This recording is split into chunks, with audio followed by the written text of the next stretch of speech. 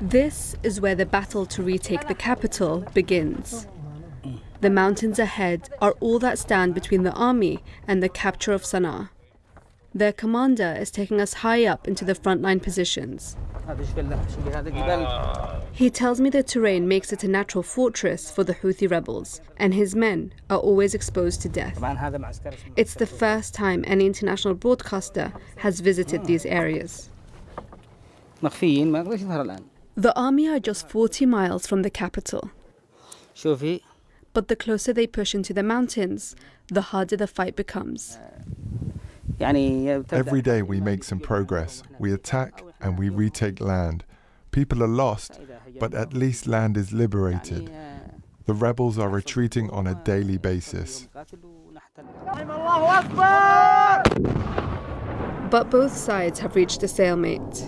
Despite arms and air support from the Saudi-led coalition, these fighters from the National Army haven't made any major gains. And as they fight for ground, the situation in Yemen has deteriorated drastically. As the front lines shift, landmines have been left behind. The army say that the Houthi rebels have planted tens of thousands of them in both military and civilian areas.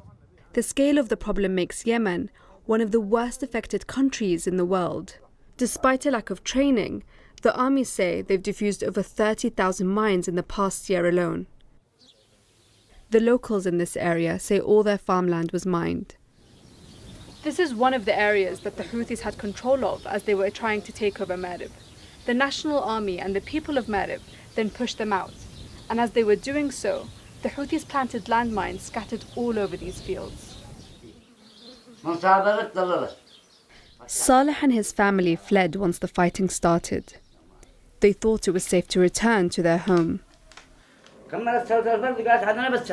My wife was praying here in the room and my son and daughter were sitting with her. They had lunch and my son asked my wife to pass him a blanket. As she pulled the blanket, there was a huge explosion. The mine planted in his home killed his wife, 22-year-old son, and 8-year-old daughter. It hurts to remember what happened, he says. We just want to forget. The Houthis strongly deny the use of landmines in civilian areas. They say they only target military vehicles and accuse the coalition of planting their own mines. Regardless of who's responsible, the prospect for a lasting solution remains distant. And the Yemeni people, stuck in the middle, continue to pay the price. Nawal Al-Makhafi, BBC News, Ma'rib, Yemen.